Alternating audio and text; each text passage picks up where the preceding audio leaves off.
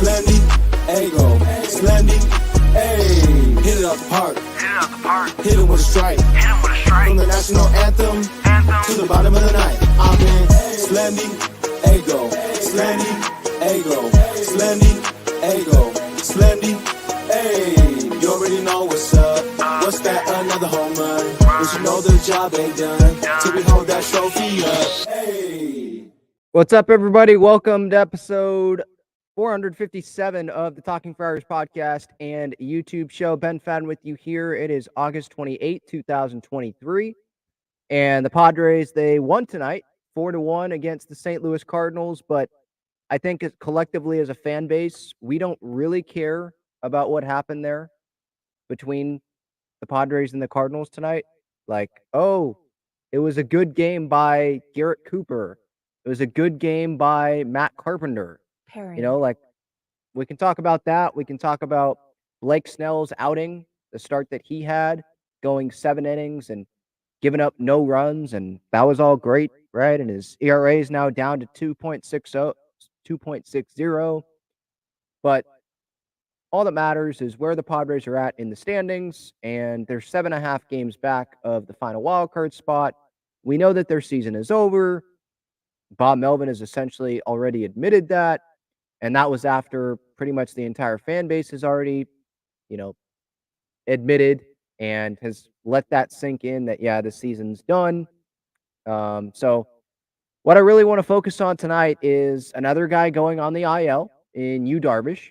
And there was a report out, not by one of the traditional Padres beat writers, but by Ryan Phillips, who writes for the Big Lead, and he put a piece out that was sourced from some people that know what's going on inside that Padres organization, some former, I think at least one former employee, and there's some interesting stuff in there that I wanted to hit on. But before we get to that, just a reminder, if you want to join the show, you can click that link that's pinned up at the top of the chat. If you want to make sure I get to your comment or your question tonight, you can use that super chat button. $20 off your SeatGeek order using that code Talking Friars, BreakingT.com, and FOCO. Great San Diego sports swag at Breaking T. Click that link that's pinned. It's not pinned. It's in the description. Sorry, I'm getting all these confused here. Click the Breaking T link in the description for some great San Diego sports swag, Padres, Wave, Aztecs. And then on FOCO, they've got some great bobbleheads, some great straw hats as well. Some friendship bracelets. I'm actually wearing one of them for the YouTube audience. If you see that friendship bracelet there. So you can check those guys out there at FOCO.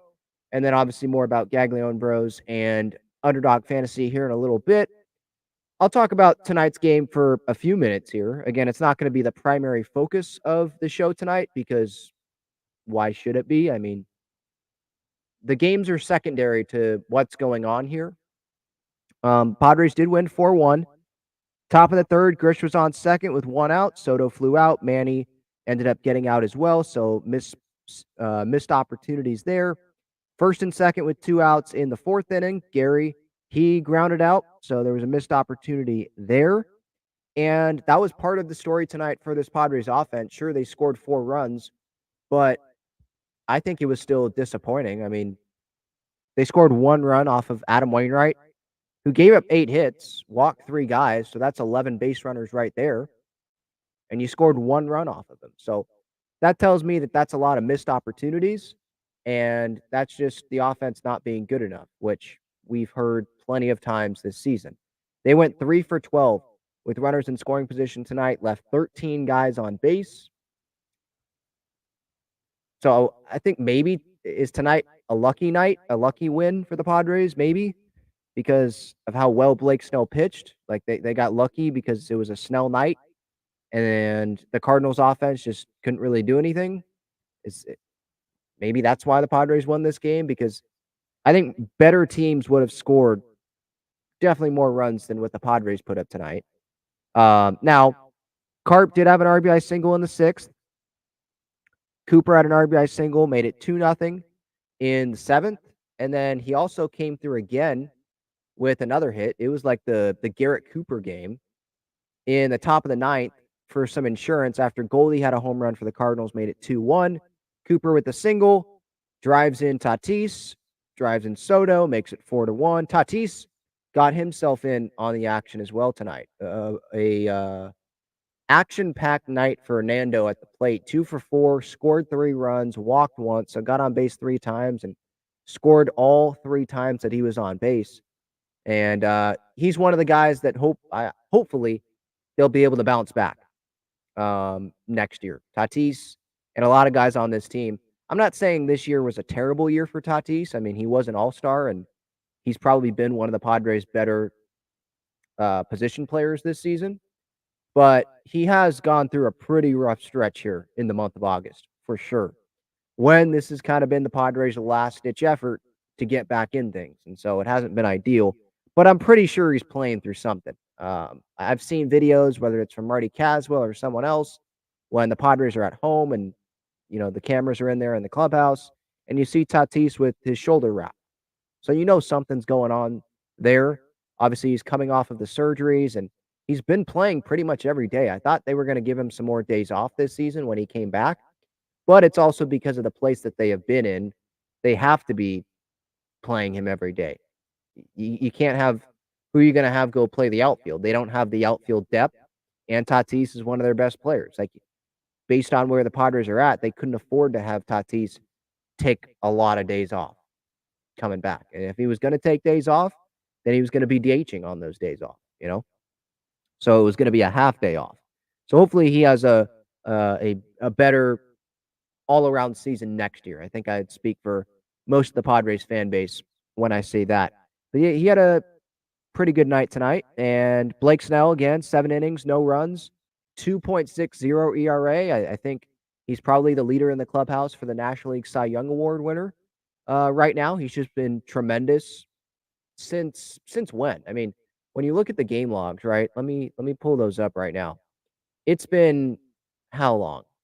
3 months? Has it been 3 months of Snell pitching pretty much like a Cy Young? And he had some good outings at the beginning of the year, but he was inconsistent, continued to be inconsistent at the beginning of the season. But where he really started to turn it on was May 25th against Washington. And ever since then, he's been pitching pretty well, like really well, consistently. And this was entering tonight. So this is a 3.5 month, maybe, about 3 month stretch here from Blake Snell. If Baseball Reference is going to load. Don't know if it's going to load for me. All right, let me reload the page and see if it works. From May 25th to August 22nd. And it's still not going to load. Okay, well, maybe let's see if I go to the splits, if that'll work. I've got the spinning wheel of death right now, so it's just not working. Okay, here we go. So if we go splits by month, and this is entering tonight, April, March, opponents were hitting 278, had a 917 OPS off of Snell, so definitely not his best. But then you go to May, opponents had a 655 OPS. Then in June, they had a 384 OPS.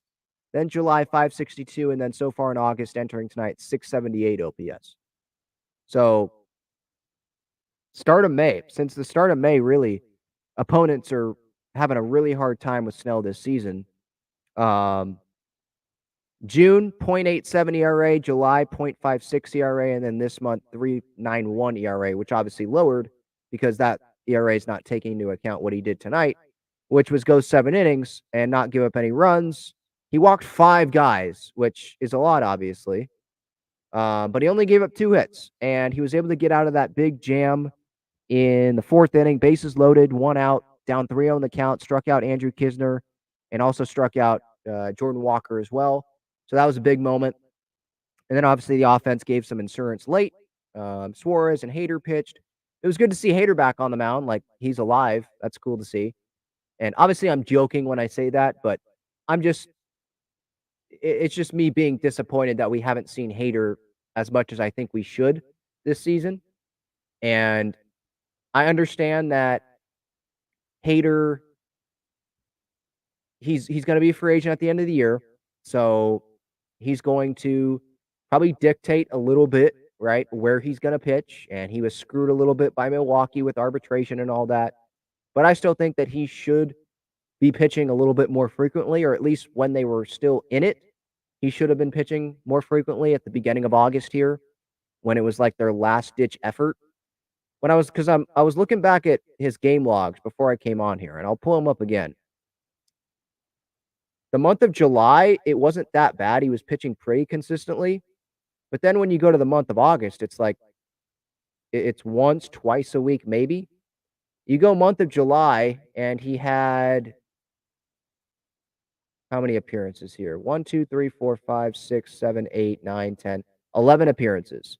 10 and a third innings, didn't give up any runs. Like, okay, I'm fine with that.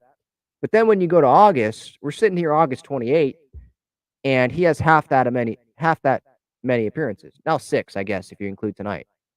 But August 1st, then he takes a week off, August 8th. Then another week, August 16th. Then pitches August 18th. But then the next day, August 23rd. Then the next day, August 28th. So it's like he's taken 5 days off, a week off. And again, it's not maybe him that's taking it off, but the Padres just not putting him in games. I don't know if it's the Padres that are dictating this. I don't know if it's Hader dictating it. Is it a combination of the two? Now that the Padres are out of it, I assume that the Padres and Hader probably have agreed like he's not going to pitch unless it's a closing situation. Like they're just not going to pitch him because there's no point in pitching him. Like even if he does pitch every day, they're not going to get back in it. Like the season's over. So I think it's past the time to be like Josh Hader needs to pitch all the time. I'm past that. I'm just pissed off that he wasn't pitching more consistently again early on in the month when they had that opportunity to pitch him more consistently, or he had that opportunity to be like, hey, I'll pitch. Doesn't have to be a save situation. We need me to be in these ball games. And maybe that conversation happened and the Padres are like, no, this is your role. But I have a hard time believing that they would say, no, you're not pitching in the 8th inning if it's a tie game and the best part of the lineup is up. We're not going to allow that to happen. I don't really see that. I mean, at the end of June, even June 20th, he pitched, and then the next appearance was June 30th. Like, it's like you have a nice car and then you don't use it. Like, what's the point of that? You have these nice shoes and you just hang them up on your wall and you don't wear them. You know,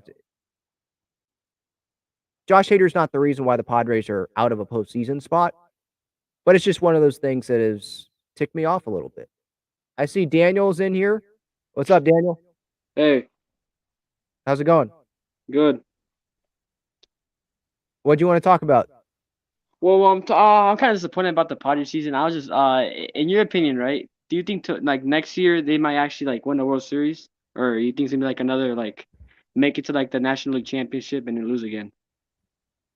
I mean, I think National League Championship would be even a reach, but just based off of this season, I mean, it's kind of hard, at least me sitting here right now, it's hard for me to sit there and be like, yeah, World Series expectations for next year, even though I probably will have those expectations going into next year, just looking at the roster going into next year, assuming that they're not going to blow it up and they can't really blow it up.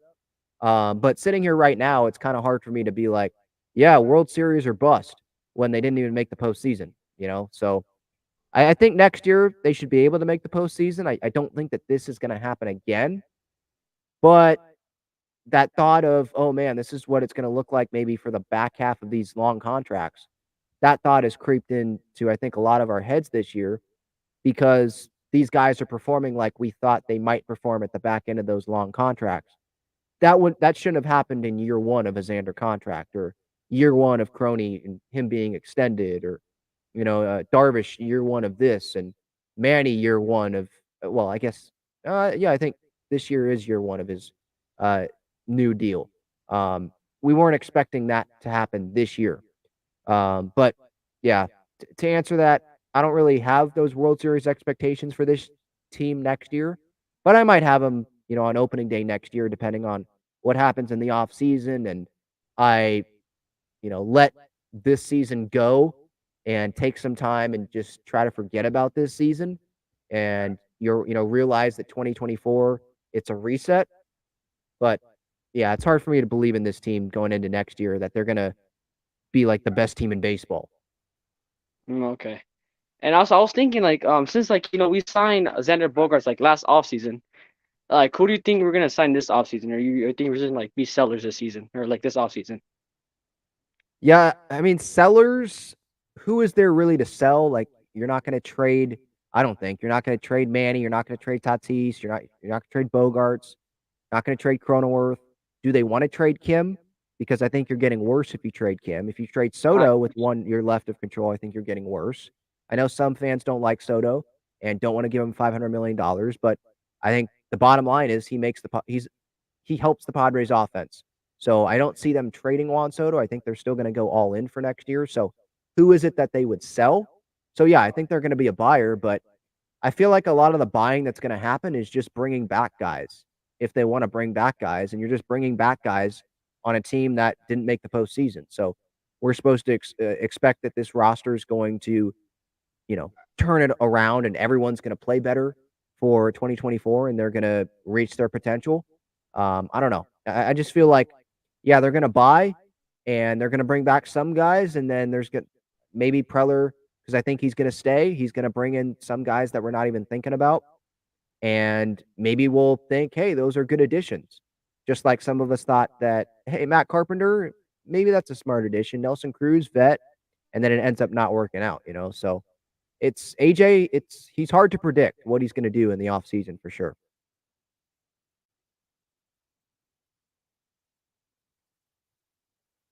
Daniel, you got me still? yeah. Any more questions? What do you think is going to happen in the offseason? The thing about the trade deadline is that I don't know why we signed Rich Hill and I know Chi-Man Choi is good enough, but like Rich Hill's going into his 43 years old and he's like at the age he's like start retiring. So Yeah. I think we should do like a better trade. Like, it's like sign somebody like maybe Shohei Ohtani or something like that. You thought that they should sign Because I Ohtani, saw I like saw I trade saw for I saw rumors about like us like getting Shohei Ohtani or something like that, but in the offseason probably after, like when he's a free agent, but they weren't going to – the Angels made him off limits, and the Padres, that wouldn't be worth it to trade for Ohtani in that spot because I didn't think they were going anywhere. I thought that they should have traded Snell and Hader before the deadline because now they're just wasting good seasons from those guys, and Hader isn't pitching often, and Snell, again, like Cy Young season, he's going to be wasted on this team. And I thought that they could have set themselves up better for 2024 and beyond if they dealt those guys. But Preller and Seidler continued to have this blind faith in this team. And so maybe this is going to set the franchise back a little bit, which obviously sucks. But no, Ohtani, that wasn't going to happen. And you're not going to trade for a guy that's a free agent at the end of the year when he's probably not going to come to the Padres. The Padres are going to make their pitch and probably be a finalist for Ohtani in the offseason, but I don't see him coming to the Padres. So yeah, it's going to be interesting to see what happens in the offseason, obviously assuming that Preller's still here. And I think that he's definitely still going to be here. oh yeah, by the way, so after the season, right? Is Ponce still is Ponce going to be a free agent or does he still have one more year with us? One more year. Oh. Yep, 2024, and then after that, he's a free agent. So you think we're going to re-sign him, or I think he's going to go back to like another team? Right now, I'd lean towards the Padres not signing him. I don't really have like a great reasoning towards that.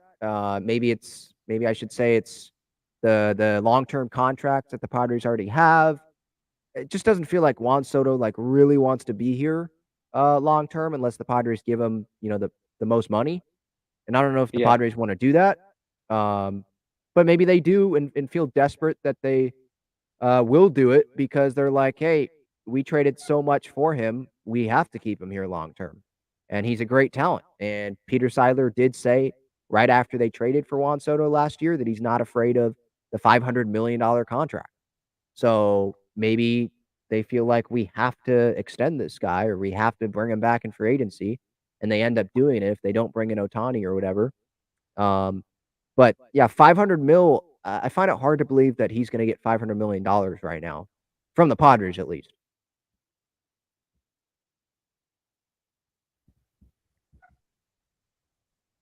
You still there, Daniel? Oh yeah, sorry, I like that. Like for the minute. Oh yeah, so like last offseason, right? I was excited about like the Bogarts, like the Bogart signing. I'm like, oh, we might actually have a chance. All those like Fernando's coming back, Joe Musgrove's coming back, Robert Schwartz coming back. But then as soon as I started like realizing Bogarts has not really been performing how like we want him to be. So I'm like, do you think it's just like a little like he's not like how can I say he's not performing good or like he's just bad this year? Well, no, both. I think he's not performing good, and he's been bad this year.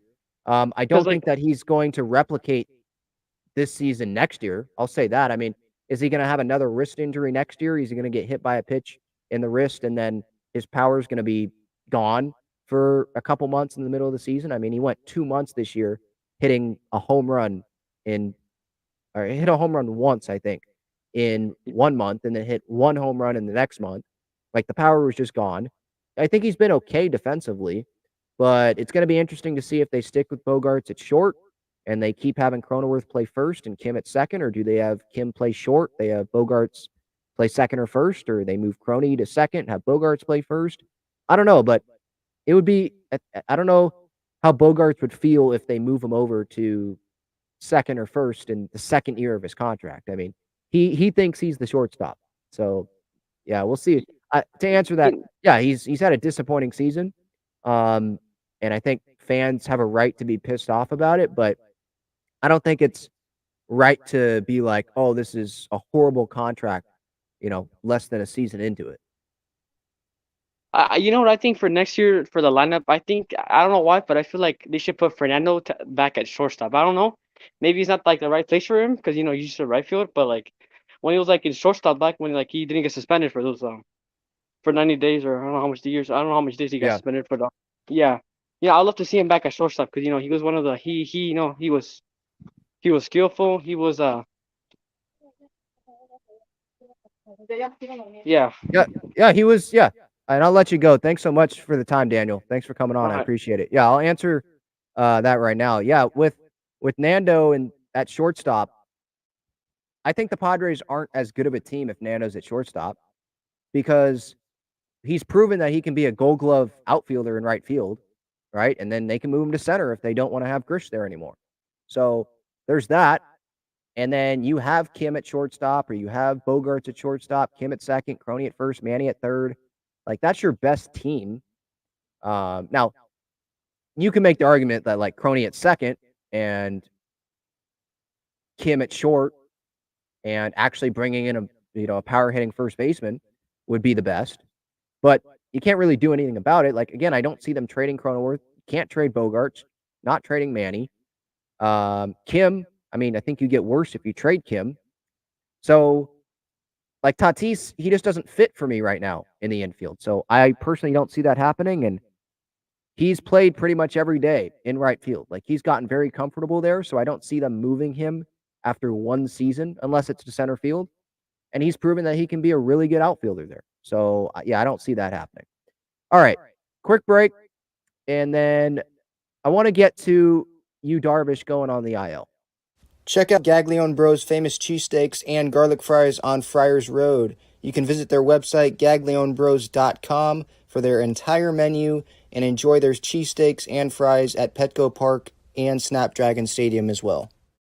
All right, so it was announced earlier on Monday that you, Darvish, he's going on the 15-day IL, and he's dealing with right elbow inflammation. I read on Kevin Acey's article that he put out that it's not known if he needs surgery or not. I wasn't even thinking about surgery. I just thought that this is like maybe not a phantom IL because he probably is hurting. Like he's spending an hour after starts in the training room. At least that's what I read. So he's spending longer periods of time in the training room getting his body worked on. So there's something wrong there. And he's had some shorter outings as of late. So he's probably hurting. But I took this as the Padres just shutting him down. I mean, Bob Melvin was answering questions from the media about this Like, oh, maybe he only misses a couple starts and he comes back. There's literally no point in you Darvish coming back. So shut him down. You shut Joe Musgrove down. Jake Cronenworth, obviously, he's done. And maybe there's some other guys that you think about shutting down at some point. Maybe you don't shut down someone like Manny Machado, or you shut down someone like Xander Bogaerts or Fernando Tatis Jr., because I think that probably would be a bad look that these guys are getting paid that much money and they're just not going to play. But maybe you DH guys more often, right? You DH Manny. Once you're officially eliminated, maybe you give some guys some off days. You take it easy because there's no point in having guys risk injury here, especially pitchers that are on long-term contracts like you, Darvish. He has 5 more years left on his contract, $78 million. And he gave up 13 earned runs in his last 3 starts, just 9 innings in his last 2 starts. So he's not going as long. He's a vet. You're out of it. You need him healthy to start next season. Have a strong offseason. Be ready to go. There's no WBC that maybe throws him off. Be ready to go for 2024 because next year they got to make the postseason. Like, there's no freaking excuses. I thought there was no excuses for this year. There's definitely no excuses next year. They have to make the postseason. And you, Darvish, is going to have to be a significant part of that. So, yeah, it's like Musgrove. Musgrove's, he's throwing right now, but there's no point in him getting on a mound. There's no point in Darvish throwing again this season. 0 point. It's like some other players around baseball, like Shohei Ohtani. What's the point in him playing? You could point that with Cronenworth. You point that with Darvish. You point that with Joe Musgrove.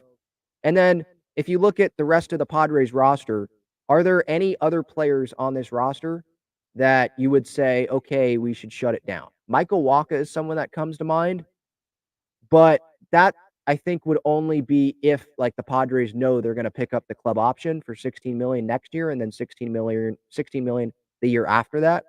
Then you maybe shut him down because you know you're going to have him. But like, yeah, you throw Rich Hill in place of you Darvish, which is what they're doing.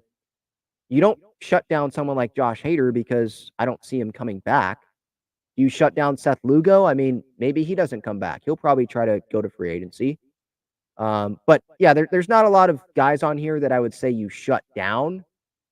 I think that like guys that I mentioned, like Bogaerts, like Manny, like Tatis, like Soto, maybe you give them some DH days and maybe give some guys some off days.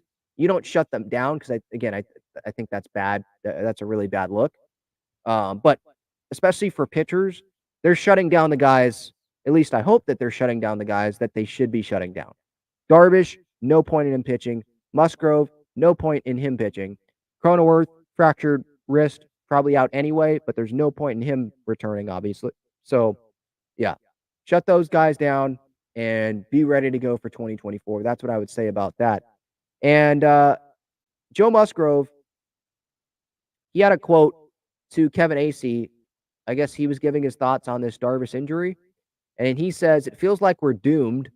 From the get-go, we just haven't had any breaks go our way, and down the stretch, when you feel like this is your last-ditch effort to really make a push and get back in it, to be shot down with Crony going out and then Darvish going out, essentially saying, like, yeah, it sucks.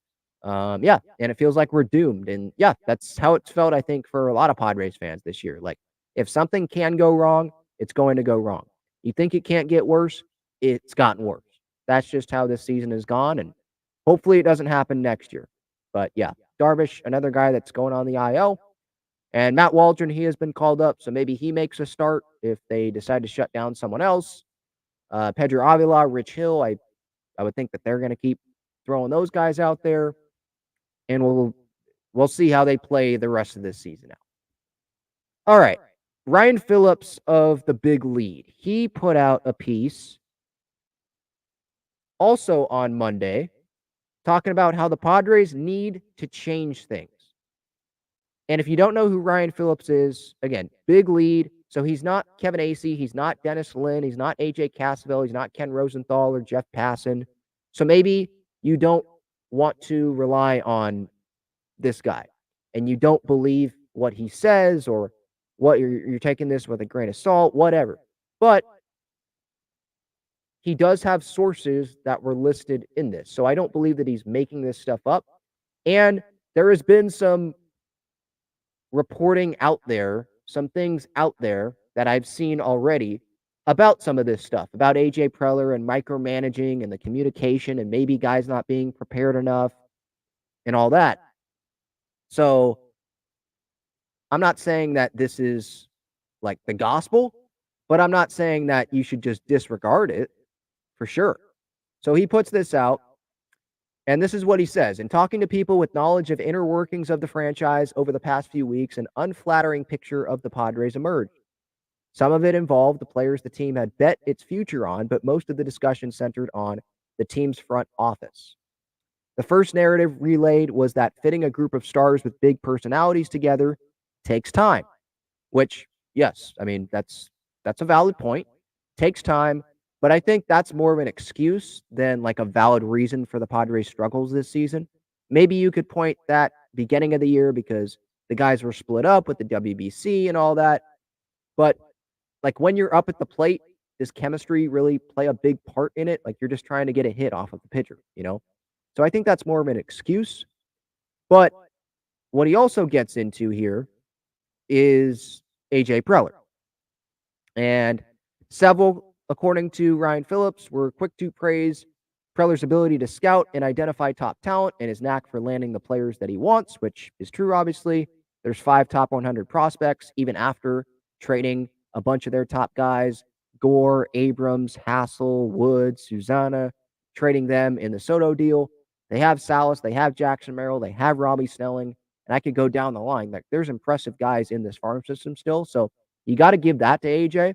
But you also got to point out that the Padres have not developed a single all-star with AJ Preller, at least from what I remember, 0 all-stars that have been homegrown. You could point to Tatis, but like I'm talking about draft and fully develop in the farm system and they become an all-star before they get dealt somewhere, you know? That hasn't happened under AJ. So when it comes to investing in players, Phillips says, few teams have been as aggressive as the Padres, but the picture that emerged from multiple conversations is that the franchise fails to give those players the tools they need to succeed once they're on the roster, which that's a red flag. As one source put it, with how much they're spending on the field, it's incredible how cheap they are behind the scenes. I don't get how they don't see it. Yeah, that's definitely concerning. And that's something that I have seen out there before. I forget if it was on social media from someone that's really dialed, like, has talked to people inside the organization and knows what they're talking about, or if it was from a Kevin Acee or a Dennis Lynn. But I did see that. And just like not preparing guys enough. Now, some fans would be like, well, you're Xander Bogaerts, you're Juan Soto, you're Manny Machado. Like, why do you need a bunch more help? You're getting paid $30 million a year or whatever you're making, right? And I get that point. But let's say Xander Bogaerts had strong advanced scouting and strong analytics and development and all that with the Boston Red Sox, and he doesn't have that same stuff with the Padres. And then you add that, oh, he got hurt this year, and then you add he's playing at Petco Park, not Fenway, and you add that up, and it's like, well, yeah, we should have expected him to not have as good of a season, right? And those are red flags. Like, if you're spending a bunch of money on the players, you better back that up with having the resources for them to also prepare well and be at their best going into matchups, going into games. Over and over, Phillips says here, voices lamented the Padres not investing enough into helping the major league roster succeed. The term archaic was thrown around when it comes to how San Diego is preparing players on a day in, day out basis. Analytics, advanced scouting, and player development were mentioned as areas the Padres aren't placing enough resources. Though one source was quick to point out, the franchise has improved on the pitching development side over the past few years due to some smart hires, which is true, obviously. Ruben Niebla, as the major league pitching coach, I don't know a ton about the minor league stuff, so I'm not going to act like I do. But yeah, Ruben Niebla, obviously, I think that's been a positive influence in this organization. He was praised, obviously, coming over. And when he was with Cleveland, we knew that he was a smart mind as well. So yeah, there's been some positive things, but the term archaic to be thrown around and like they're just not at the same level. And he didn't say this, but I'm assuming they're not at the same level as the Dodgers, as the Rays, as the Astros, teams like that in advanced scouting, in player development. That's a red flag. Again, you're spending all that money on the payroll. Why can't you spend some more money on some other things as well to put these players in the best position to succeed? Now, maybe this is me, or this is the article making just excuses for the players, like, oh, they're not prepared enough. Oh, the coaches haven't done a good enough job, or the development or the front office hasn't done a good enough job giving the players what they need. That's just an excuse for the players. And I don't want to make this seem like I'm excusing the players. Like, no, Manny, Bogarts, Tatis, they have to be better. Soto in August has to be better. Crony has to be better than what happened this year, for sure. There's a lot of guys on this team that have to be better. But I do think that this is valid to point out, and this is a problem in the Padres organization. It's not the biggest problem. Again, the players' performance is probably the bigger problem, but preparing is a big thing in baseball. And it's not like NFL where you have a week to prepare. No, like advanced scouting, I think, is important, and knowing these guys. And I think the new schedule, it was mentioned in this as well. The new schedule has played a factor as well. Less time to prepare, and I shouldn't say less time, but less familiarity, because you're not playing guys as much. You're playing new teams, but I think that's more under the excuse thing as well, because the Dodgers are doing that same thing. It's not like the Padres are the only team out there that is playing every team in baseball. No, the Braves are succeeding. The Dodgers are succeeding. The Orioles are succeeding. The Rays are succeeding for the most part. The Rangers have succeeded, right? There's a bunch of teams that have succeeded with this new schedule. So, yeah, the players have to be better, but I think it's definitely valid to throw out there that the preparation probably needs to be better as well. A former Padres employee claimed one major issue in the franchise forces the people it does have to wear too many hats, leading to reduced performance. He claimed that also led to communication issues, which tended to hamper continuity. So it's like, you don't have, again, as much resources as maybe some other organizations do, and that needs to change. I think I remember Bob Melvin mentioning, like, the A's have way more, I don't know if it was analytical staff or whatever, but more resources than the Padres do. So maybe it took him some time to get used to that when he first came over. I remember the quote from Juan Soto earlier this year where he was like, someone in the media asked him about the offense, and he was like, I don't know, ask those guys over there, ask those guys down there. They know better than me. Said something to that effect, and I think he was pointing to like where the front office and the coaches meet. And it's like, okay, so are you not being prepared good enough? Like, what's going on here? And so maybe this sheds some light on that. One former scout says, if you don't give Juan Soto the tools he needs to be Juan Soto, you're getting a different player. So did the Nationals have much better player development and advanced scouting? I know Mike Rizzo is he's a scout at heart, but Preller's a scout at heart as well. So shouldn't he be big on having a good advanced scouting staff? You would think, right? If he's this old school kind of general manager and he likes feel and he likes scouting, like that's his background, shouldn't he have a good advanced scouting department? I would think, right? So yeah, some head scratching things here. Says, and this goes back to Preller micromanaging. No one in baseball works harder than Preller, but that might also be part of the problem. I have been someone that has praised how much AJ Preller has worked, and someone that night before the deadline he falls asleep on his couch. I think is what the story was last deadline, talking to a scout. Like, he works his butt off, but maybe that's part of the problem because he's micromanaging. That's why you see him on the phone all the time, because he's having so much to do. He puts so much on his plate instead of hiring people he can trust to handle some smaller tasks. And they can be specialized in those areas, while Preller can be specialized in some things that he does well and have other guys cover his blind spots. New voices from outside the organization are rarely welcomed, what Ryan Phillips says here in this article. And we've heard that before. So yeah, Preller has some flaws, and this front office, there are definitely things I think that need to be fixed.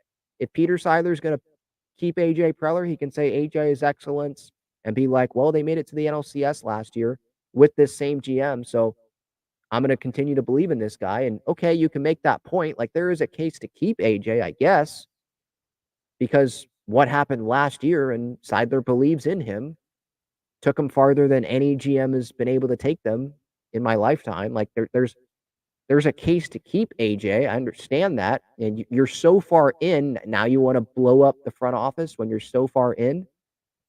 You know, there's a case to keep AJ.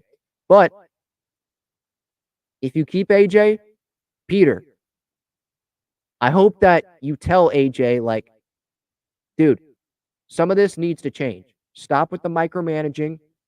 Hire people that you trust. I'll sit. This is what I would do if I was Peter Seiler. I will come and sit in your office for these interviews. And if I like this guy and you have some questions about it, maybe I'll say, hire this guy, because you need some guys that can cover your blind spots. That's part of the problem, I think, with AJ Preller,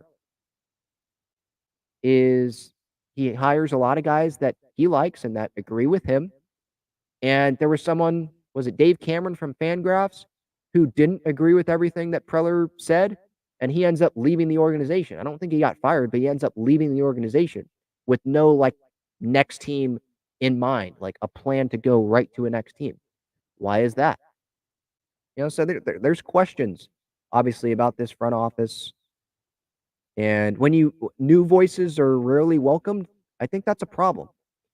You know, it would be one thing if you're the Dodgers and you're having consistent regular season success, and it's like, okay, what they have is working for the regular season. So, okay, why would you welcome new voices? I mean, I would understand that. But when you've made one postseason appearance in what? It's going to be 8 years, 8 full seasons as the GM of this team.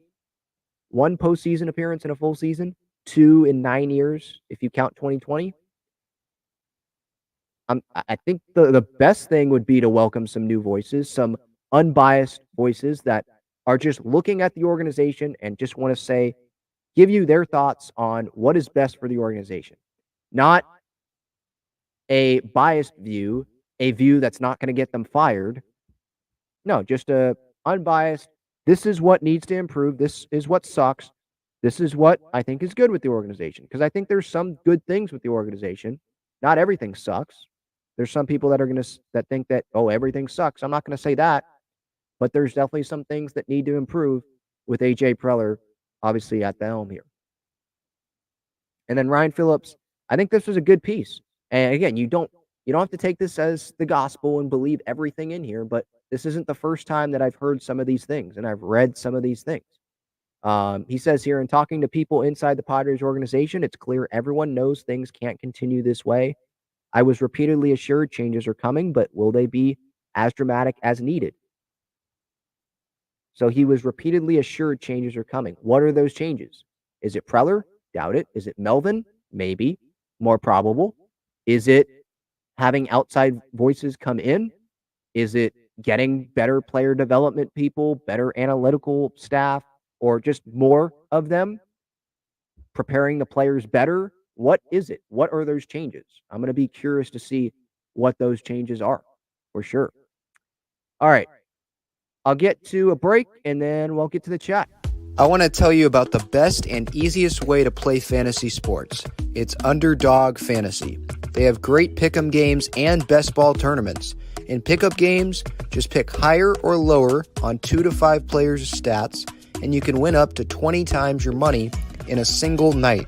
You can go cross-team, cross-league, and even cross-sport. Best ball revolves around the draft, which is what every fan loves the most about fantasy, and it eliminates the hassle of having to manage your roster all season long, resulting in a fun and easy fantasy product. How does it work exactly? You enter a contest where you participate in a snake draft against other users. That lineup that you drafted competes against every other draft in the entire contest. The better the combined performance of your team, the more money you win.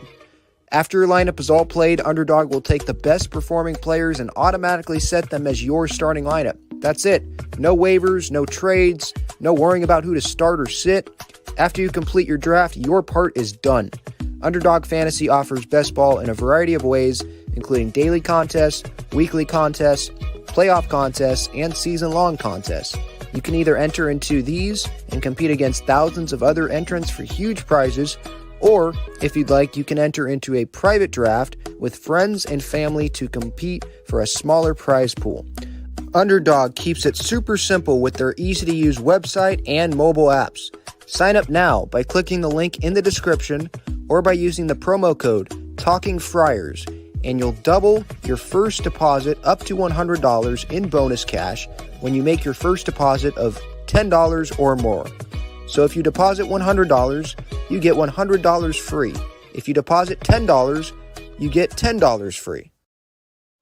All right, so I just saw this as that break was going on. I just saw this on social media here, and this pisses me off.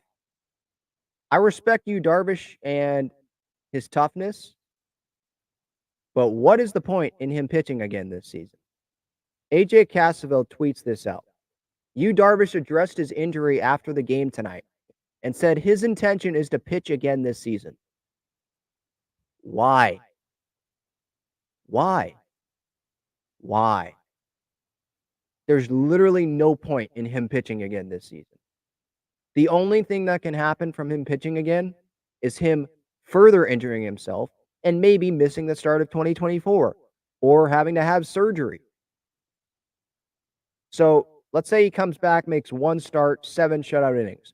What does that mean for the Padres? It means absolutely nothing. So that would be an idiotic decision for the Padres to allow. I get Darvish wanting to be tough and be a team player and want to finish out the year. Like, that's just the competitiveness in him. But if the Padres allow that to happen, that is stupidity on the Padres' part. That's just stupid for Darvish to want to, for Darvish to be allowed to pitch again. I don't want to say it's stupid for Darvish to want to pitch again. I get it. Competitiveness. That would be stupid for the Padres to allow him to do that again. That would be utter stupidity. I don't think that's just me saying that. I think that's a lot of this fan base that feels that way. All right. Daniel, excuse me. I see he's back in here. What's up, man? Oh, sorry. I decided I'll do some chores, but I'm back. Do you have another question or what? Yeah, I was wondering, do you think Yeah, like they might keep Bob Melvin or change? Because I kind of want to change him. He's kind of getting old and all. Bring in like a new coach or something like that.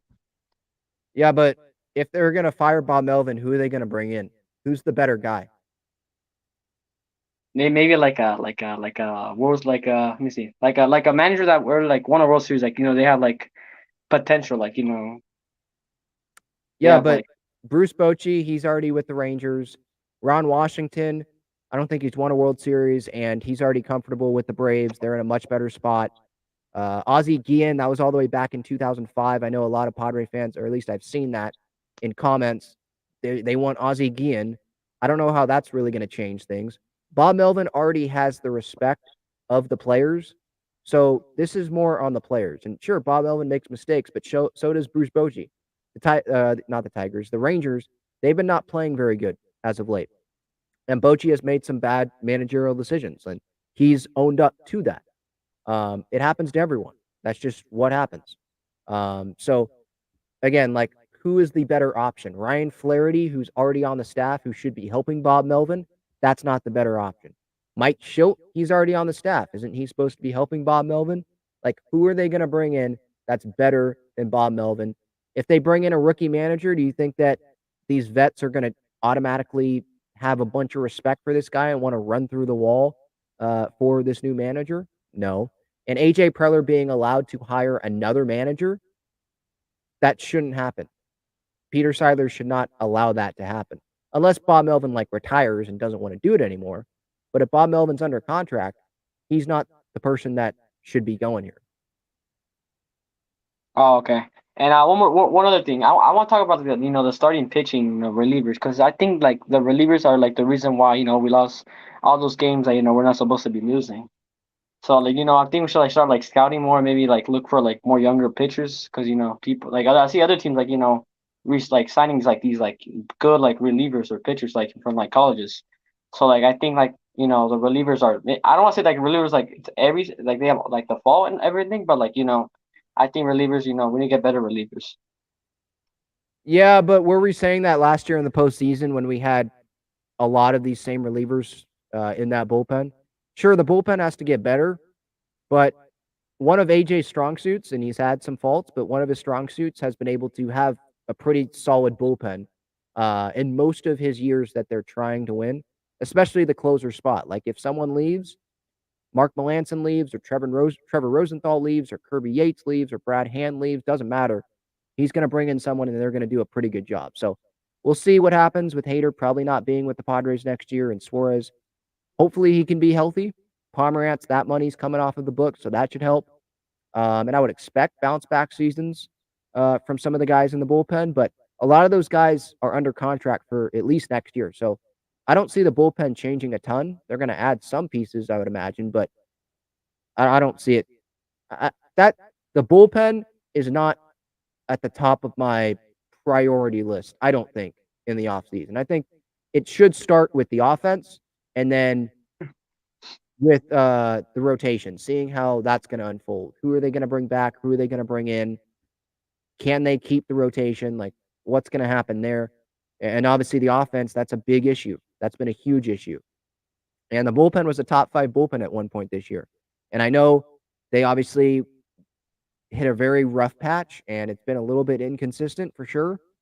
But, I mean, again, it was most of this bullpen last year was solid, and people weren't complaining then.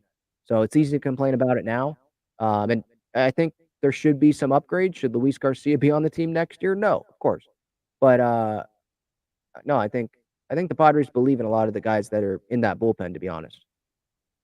Oh yeah, and I think even like a podcast about Joe Musco's injury, and so you don't think he's gonna pitch like this whole season, right? You think he thinks he's done for the whole season, or Yeah, there's no point. There's like a month left in the season. The Padres are already out of it. The season's essentially over. There's no point in him coming back. Just like Darvish, there's no upside in it because all that could happen is they get hurt. If they go 7 shutout innings in the one start that they come back from, that means nothing for the Padres because they're already out of it. So yeah, Darvish, Musgrove, just shut it down. Be ready for 2024. Because that Milwaukee series that we had like a couple of days ago, I came in thinking we might maybe lose a series or like at least win a series 2 out of 1. But like no, what we got swept is like unbelievable. Like we had like that big lead like the finale game, and Michael Walker just walked all those batters. I think Bob Melvin should just like take him out.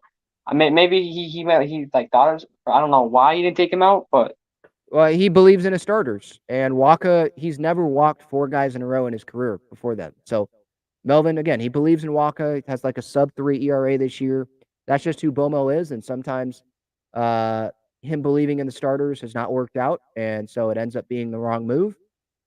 But I'd rather have someone have faith in their starting pitchers than not have faith and then overtax the bullpen. I think I've said that before earlier this season. And to be honest, like that, those managerial decisions, we're past talking about, oh, should have brought in a guy, should have taken this guy out. The season's over. I mean, I think talking like I'll talk about these individual games a little bit, but the big thing here is obviously the bigger picture stuff. Who should get shut down? What's going to happen in the offseason? Like that's really what I think most of this Padres fan base cares about now. So I mean, with all due respect to like you talking about that, like that's I can hit on that and be like, okay, maybe Walker should have been pulled, but I think we're just past that. We're past that at this point. Any more questions?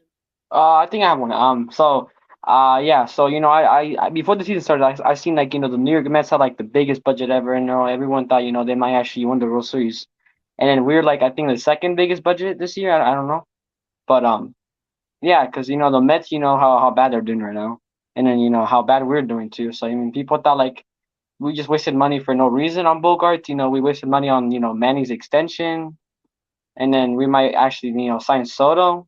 So I don't. It was like, was it in your opinion? Do you think it was like how can I say it? Like a horrible year, or was like a okay year with the Padres this year?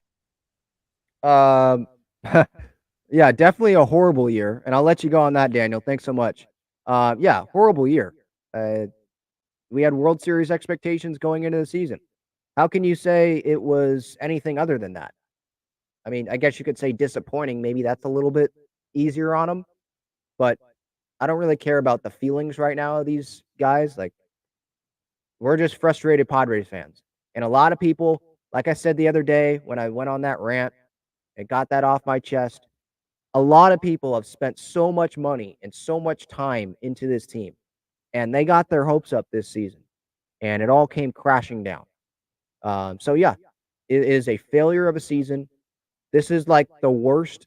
And again, I keep saying like it can't get worse, right? And then it's going to get worse. But this is like the worst that it could have gone, the worst way it could have gone. And I don't even think that anyone was imagining this happening. So I think the worst it could have gone was us barely missing the postseason. Maybe that's what some people were imagining. Like, that's just San Diego for you. That's just going to happen. But people weren't thinking that, like, they were going to maybe not have a winning record in 2023. And that's definitely on the table.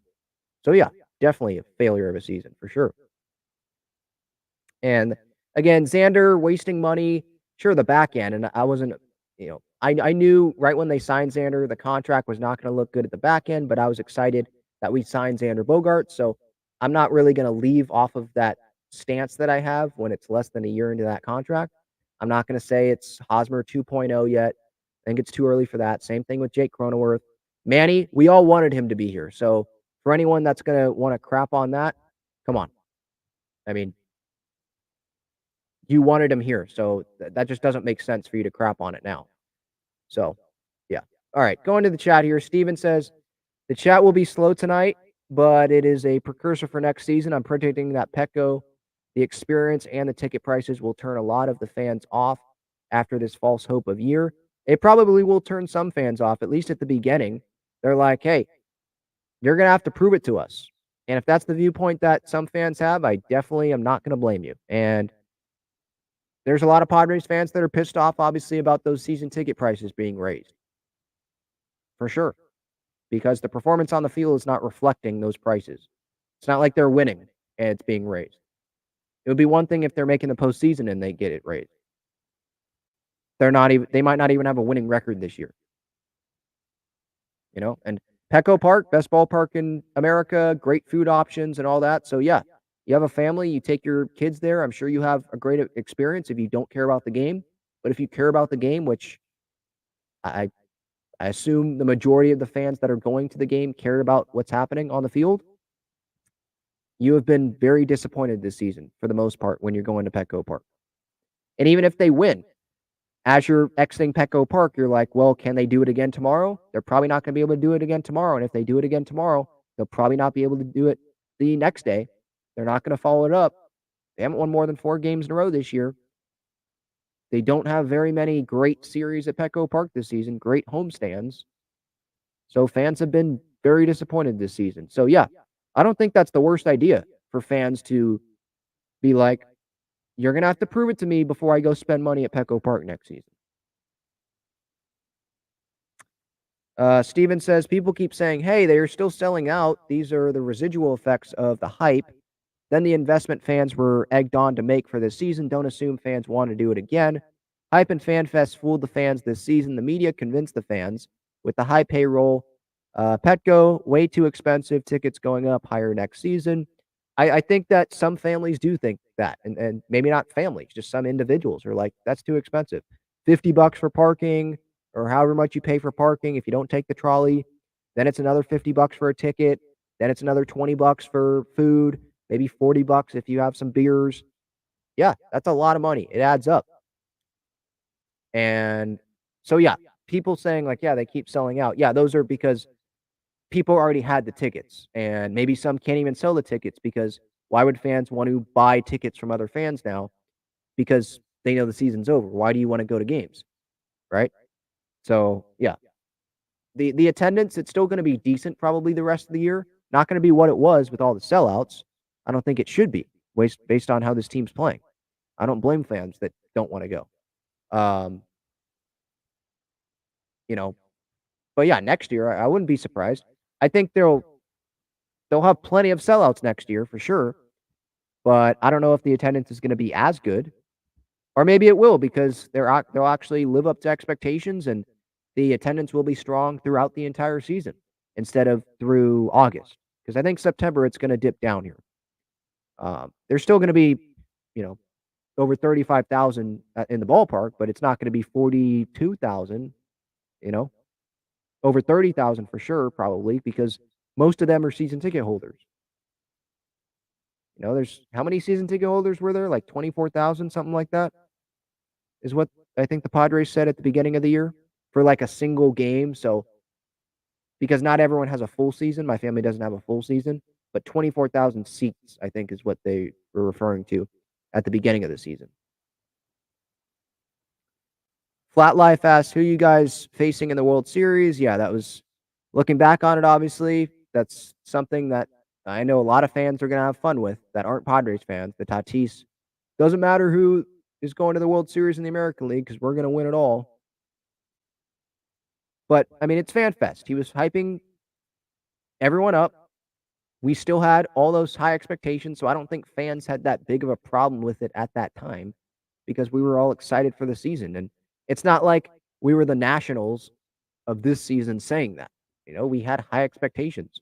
We had a better team coming into this season, I thought, on paper compared to last year, getting back superstars, bringing in superstars, and it just didn't work out, obviously.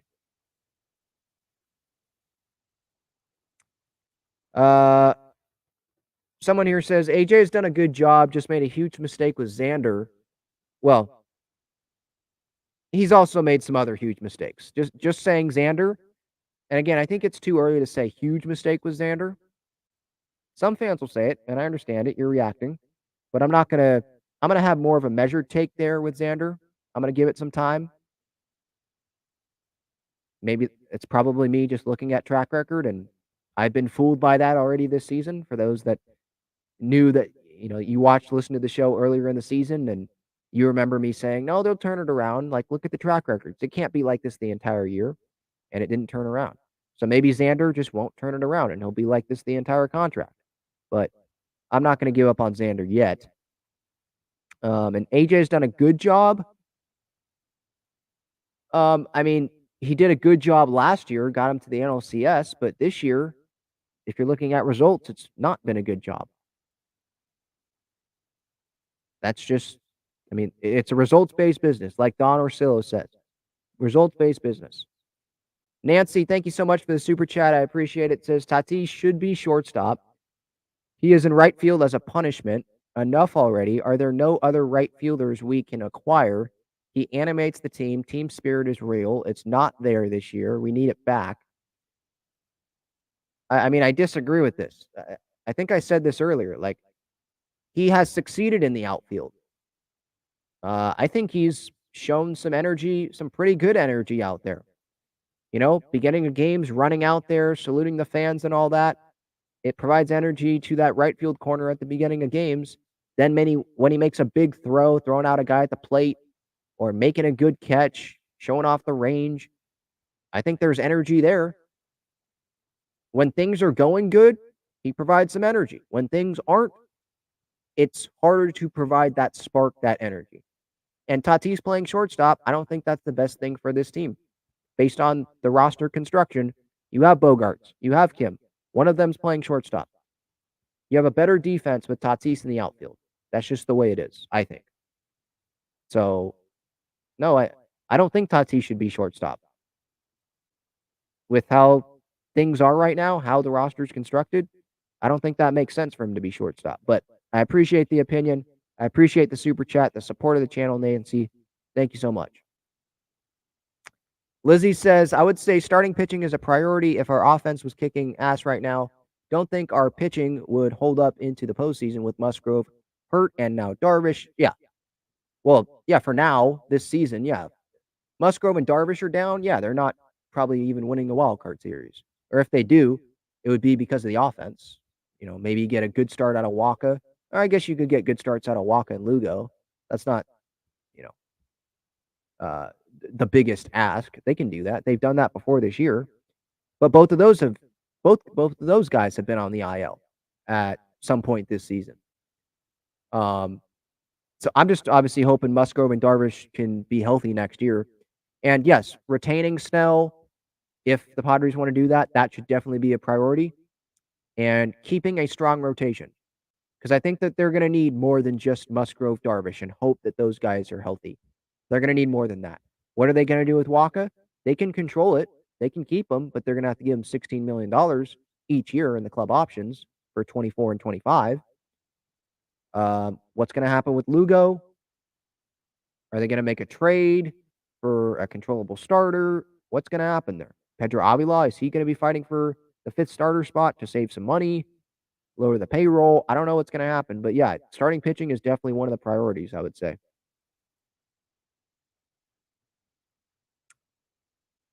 Iron Swan says, honestly, who knows what we can get for Soto? You could put out names like we want such and such for Soto, but that's only if we had forced trade on. A trade is more than just who you want in return. Yeah, you're right. That other team has to be willing to give that up for him. And at this point, the Padres would be giving another team Juan Soto for 1 year. And that team would probably be in the same spot as the Padres. That team would probably have Juan Soto walk on them in free agency. So how much would that other team be willing to give up? And for a team to be interested in 1 year of Juan Soto, that team has to be a contender. So does an American League team want to do that? Are the Orioles going to do that? I don't see that. And I'm talking about American League teams because I don't think the Padres would want to trade him to the Dodgers or the Phillies or the Braves, or I don't know if the Braves probably don't make sense, but I'm just saying, like, they don't want to trade him to a National League team, I wouldn't imagine. So again, like, who's going to want to go do that? Who's going to be like, yeah, AJ Preller, we'll give you our top prospect, our top 2 prospects for 1 year of Soto so he can walk on us at the end of the year, and it's no guarantee that he has a good year or has this amazing year, and no guarantee that he comes back, obviously, and no guarantee that we go win the World Series with him. Who's going to want to do that? So I don't see Soto being traded. You're going to probably see rumors about the Padres. Oh, they've had discussions because AJ has discussions about everyone. But yeah, I just don't see that happening.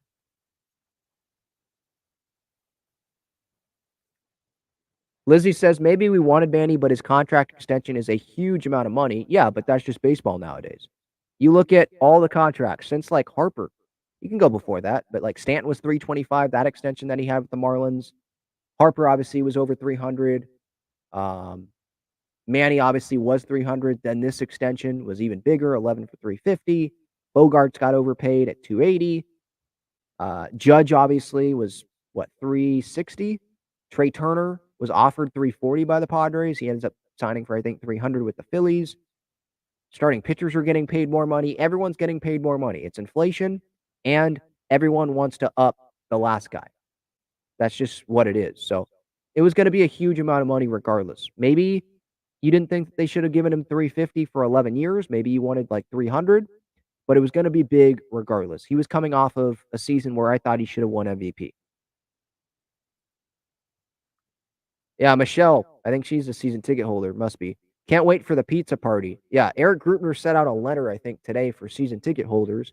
Yeah, we're going to have a season ticket what was it? A season ticket member appreciation party. There's 2 dates. I think it's a Wednesday and a Saturday coming up. You get a free like soda or free drink and a hot dog. It's like, I mean, come on. I think fans would rather not have the party, be a postseason team, not have the party, and not have season ticket prices raised. Yeah, I don't know.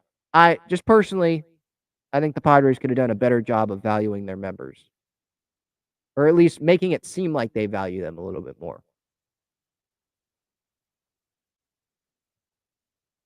Nancy says Soto doesn't look happy here. Yeah, I mean, it's also it's probably hard to look happy when the team is underperforming like this and they're not going to go to the postseason, right? But yeah, I do get that vibe a little bit as well. Mike says the nice thing about Kim is he has improved year after year since he's come to the United States. And that's another one. Do they try to extend Ha-Sung Kim in the offseason? Does it make sense? Because they have Jackson Merrill coming up who could play shortstop after Kim is done. And they could have Merrill play short, Bogarts play first, Crony play second. They could have Merrill be like a Chris Taylor type, like how Chris Taylor is or was with the Dodgers, you know? And they have Bogart stay at short. And maybe they keep Kim and have him at second and they keep Crony at first. But they probably need to have a better power first base option there at first base over Jake, because even if he does get back to the Jake Cronenworth from 2021 or 2022, his value is still down at first base. Like his best value is when he's playing second base. So I don't see Kim getting extended by this Padres team just based on the other guys that are already locked in. So I would just say enjoy Ha-Sung Kim while you have him, Padres fans. Mike says this team needs to acquire some young studs on the mound since we have all these hitters well into their 40s. Yeah, and Robbie Snelling, hopefully he will be something. Dylan Lesko in a few years, hopefully he will be something. I think there's Victor Lizarraga, there's Iniarte, there's Adam Mazer. There's some talent there in the farm system, but not proven big league talent. You know, that controllable big league contract. And the Padres, yeah, it would help to have some of that. But you're going to have to trade some pieces for that. And what do other teams want for those pieces? And are those guys on contending teams? If they're on contending teams, why would those contending teams want to give up those pitchers? So it's not just as simple as, yeah, let's just go get some young controllable pitchers. No, it's more than that. You know, two sides to tango, right? All right, that's going to be it. Talking Friars episode 457.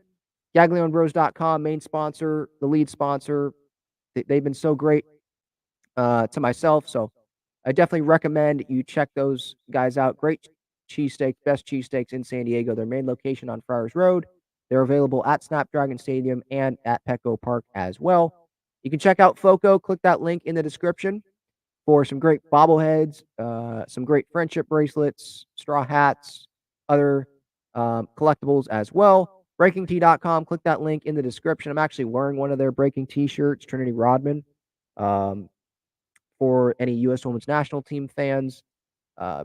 There's a bunch of stuff on Breaking T there, and they obviously have Wave, Aztecs, Padres shirts and sweatshirts there, so check them out. Underdog Fantasy, I'll be back with my pregame pick tomorrow. And then SeatGeek, $20 off, code Talking Friars if you want to go to a Padre game or just another sporting event. It might work for concerts as well. So just want to help you out with that link there. All right, that's it. Talking Friars episode 457. Have a great rest of your night. Ben Fadden signing off. Padres get the win tonight, but really, who cares?